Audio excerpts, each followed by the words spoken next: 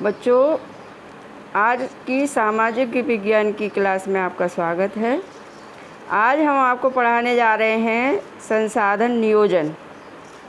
ये संसाधन वाला चैप्टर चल रहा है। संसाधन नियोजन समझिए। आज संसाधन नियोजन क्या है? यानी योजना बना करके संसाधनों का उपयोग करना। संसाधनों के विवेकपूर्ण उपयोग के लिए नियोजन एक सामान्य रणनीति है।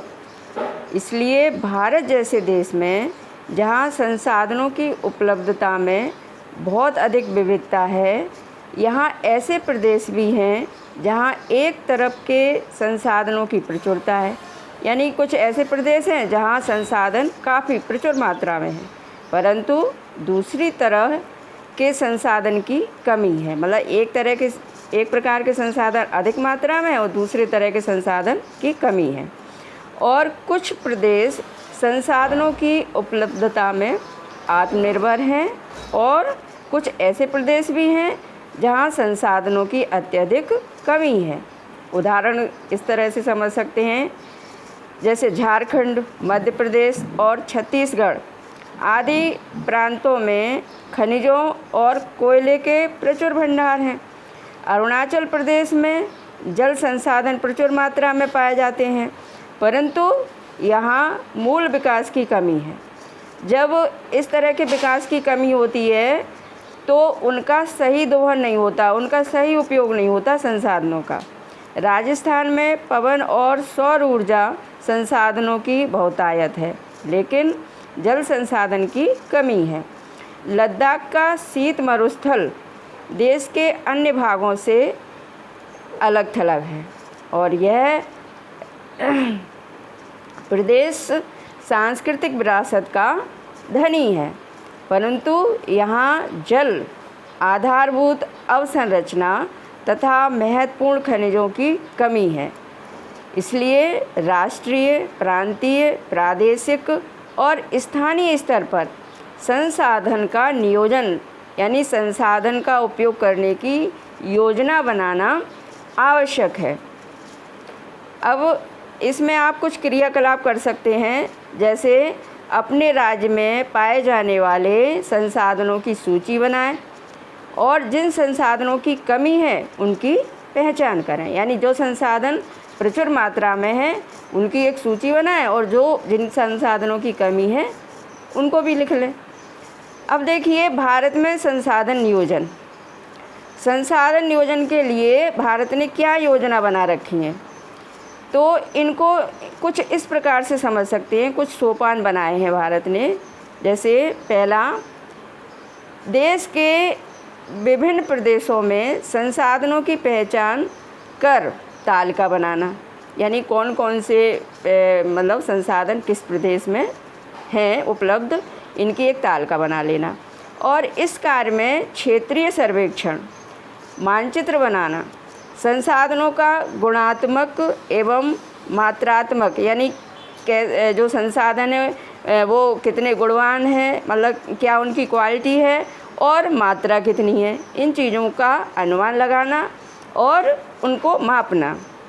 अगला है संसाधन विकास के लिए उपयुक्त प्रौद्योगिकी, क्योंकि संसाधनों का उपयोग बिना प्रौद्योगिकी यानी उसका उपयोग करने वाला ज्ञान और कौशल और संस्थागत नियोजन का ढांचा तैयार करना, कि वहाँ की जो मानवीय संसाधन है उसमें कुशलता कैसी है, संस्थाएं इनका मतलब किस तरह से व्यवस्था बना रही हैं, कैसे इनका उपयोग करना है, ये चीज़।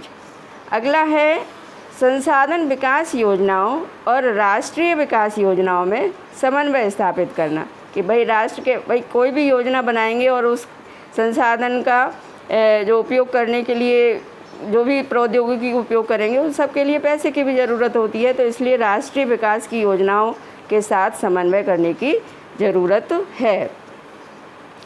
अब देखिए, स्वाधीनता के बाद भारत में, चूँकि जब भारत परतंत्र था, आप इसको इस तरह से समझ सकते हैं कि साम्राज्यवाद की नीति जब इतिहास में आई थी तो जो विकसित हो चुके थे देश, उन देशों ने दूसरे देशों में अपने उपनिवेश बनाए, और जहाँ अपने उपनिवेश उन्होंने बनाए थे उन देशों का खूब वहाँ के संसाधनों का खूब उन्होंने शोषण किया था। इसी तरह के कई देश हैं जिन पर जो है उपनिवेश बना करके शक्तिशाली देशों ने उनका शोषण किया, और इसी तरह के देशों में अपने भारत की भी गिनती आती है। लेकिन जब क्रांतियाँ हुई और इस तरह के जो परतंत्र देश थे जो स्वतंत्र हुए, तो स्वतंत्र होने के बाद इन देशों ने अपने यहाँ पर्याप्त विकास करने के लिए योजनाएं बनाई। इसी तरह से भारत में भी आज़ाद होने के बाद, स्वाधीनता आने के बाद संसाधन नियोजन के लिए कुछ योजनाएं बनाई, और ये योजनाएं पंचवर्षीय योजना से ही मतलब बना करके संसाधनों का उपयोग करके विकास करने का प्रयास किया। अब देखिए, किसी क्षेत्र के विकास के लिए संसाधनों की उपलब्धता आवश्यक है।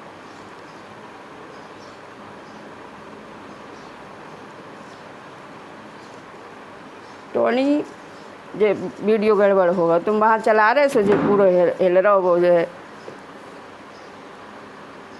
हमारे से होगा तो अच्छा।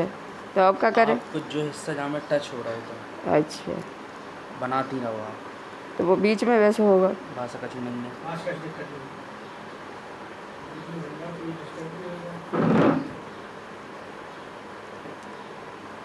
तो ऐसे समझें, किसी क्षेत्र के विकास के लिए संसाधनों की उपलब्धता आवश्यक है, परंतु प्रौद्योगिकी और संस्थाओं में आवश्यकता अनुसार परिवर्तन के बिना जैसी आवश्यकता है उसी तरह से परिवर्तन भी करना होता है, तभी विकास संभव होता है। और देश में बहुत से क्षेत्र ऐसे हैं जो संसाधन समृद्ध हैं, लेकिन संसाधन समृद्ध होते हुए भी आर्थिक रूप से पिछड़े हुए बने रहते हैं, यानी उनका विकास नहीं हो पाता है। और कुछ ऐसे प्रदेश भी हैं जो संसाधनों की कमी होते हुए भी आर्थिक रूप से विकसित हो जाते हैं, और इसका कारण ये है कि संसाधन होते हुए भी यदि वहाँ पर उन संसाधनों का सही उपयोग नहीं हो रहा है, इसलिए वो आर्थिक रूप से पिछड़ जाते हैं। और जहाँ संसाधन नहीं भी हैं लेकिन वो दूसरी जगह से व्यवस्था करके और सही विकास करते हैं, तो वहाँ की आर्थिक स्थिति अच्छी हो जाती है। संसाधन किसी प्रदेश के विकास में तभी योगदान दे सकते हैं जब वहाँ उपयुक्त प्रौद्योगिकी विकास और संस्थागत परिवर्तन किए जाएं। उपनिवेशन के विभिन्न चरणों में भारत ने इन सब का अनुभव किया है।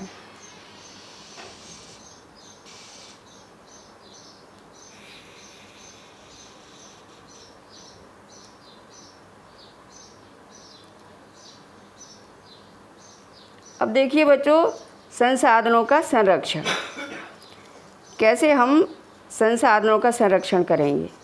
संसाधन किसी भी तरह के विकास में महत्वपूर्ण भूमिका निभाते हैं, परंतु संसाधनों का यदि विवेकहीन उपयोग होगा, गलत तरीके से दोहन होगा और अति उपयोग होगा, तो इससे क्या होगा? इससे सामाजिक और आर्थिक पर्यावरणीय समस्या पैदा हो सकती हैं, और इन समस्याओं से बचने के लिए विभिन्न स्तरों पर संसाधनों का संरक्षण आवश्यक है।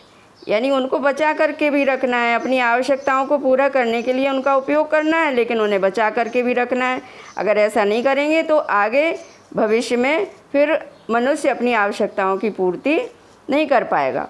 भूतकाल से ही संसाधनों का संरक्षण करने के लिए बहुत से नेताओं और चिंतकों ने इस विषय पर चिंता व्यक्त की है।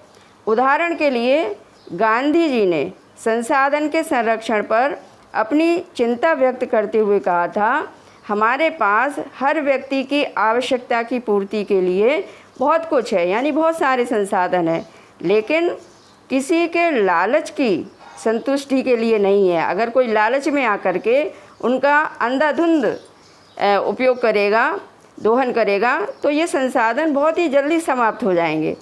और उनके अनुसार विश्व स्तर पर संसाधन ह्रास के लिए लालची और स्वार्थी व्यक्ति तथा आधुनिक प्रौद्योगिकी की शोषणात्मक प्रवृत्ति, यानी आधुनिक प्रौद्योगिकी अपनाएंगे और शोषण के स्तर पर अपनाएंगे, शोषण करेंगे तो एक दिन बहुत ही जल्दी ये संसाधन समाप्त हो जाएंगे। अब अंतर्राष्ट्रीय स्तर पर देखें अपन कि अंतर्राष्ट्रीय स्तर पर भी इसके लिए प्रयास किए जा रहे हैं। अंतर्राष्ट्रीय स्तर पर व्यवस्थित तरीके से संसाधन संरक्षण की वकालत 1968 में क्लब ऑफ रोम ने की। इसके बाद 1974 में शुमेसर ने अपनी पुस्तक स्मॉल इज ब्यूटीफुल में इस विषय पर गांधी जी के दर्शन की एक बार फिर से पुनरावृत्ति की है और 1987 में ब्रुंडसलैंड आयोग द्वारा रिपोर्ट वैश्विक स्तर पर संरक्षण कर संसाधन संरक्षण का मूल आधार प्रस्तुत किया। इस रिपोर्ट ने सतत पोषणीय विकास की संकल्पना प्रस्तुत की और संसाधन संरक्षण की वकालत की और यह रिपोर्ट बाद में हमारा साझा भविष्य, यानी ये पूरे विश्व के लिए थी ये रिपोर्ट, शीर्षक से इस शीर्षक से एक पुस्तक लिखी गई और वो पुस्तक प्रकाशित हुई। इस संदर्भ में एक और महत्वपूर्ण योगदान रियो डी जेनेरो ब्राज़ील में 1992 में आयोजित पृथ्वी सम्मेलन के द्वारा भी किया गया।